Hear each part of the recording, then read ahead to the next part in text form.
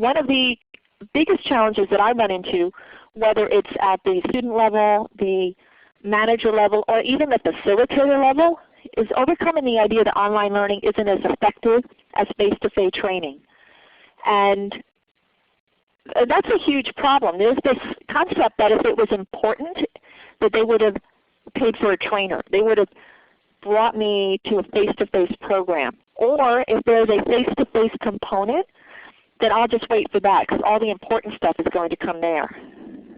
We have to remember with this challenge that participants are attracted to what they know, and they don't know that they can be successful in this environment. They know how to be effective in a classroom. They know how to at least look effective in a classroom. And actually it takes a lot more work to move into a successful training environment as a participant online. And a lot of you talked about management support. If there isn't management support, participants won't take it seriously, and you're absolutely right. And we also need facilitator support. If facilitators don't support blended learning, participants are going to figure it out. You hear online facilitators say things like, sorry, if this had been a real class, it would have been done differently. And that's deadly to a blended learning program. So in order to overcome this challenge, in order to get people to buy in, we do need to orient our students to the entire online learning experience.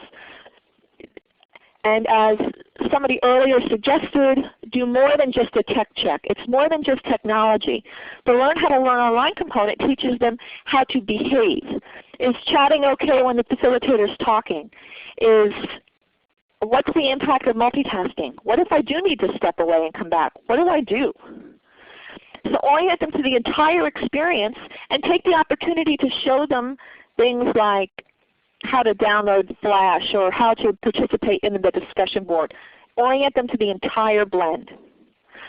On the other hand, to address the idea that management doesn't always support blended learning, I begin to think lately that maybe we aren't giving our managers enough credit. Maybe we aren't teaching them what online learning and blended learning is all about. So far, if they pulled you out of a class, it's been okay. Or if you couldn't make it and you watched a recording, that's okay too. Maybe we need to implement a manager orientation for our blends. Teach our managers what the responsibilities of their students are going to be, how much time it's going to take. So there's a lot of things that we can teach them, maybe even in 15 minutes. And maybe we even suggest that after a blended learning curriculum is over, there's a conversation worksheet where the manager and the participant can exchange ideas and share what they've learned. So it's not just learning at your desk.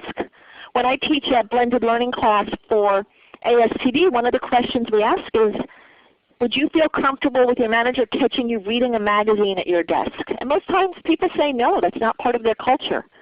But reading a magazine or reading a textbook might be part of a blended learning culture. You're right, they don't have a clue, Jeff. And I think we need to teach them. If they still have a clue after we teach them and after they say they understand, I can't help you too much there. But we need to start it.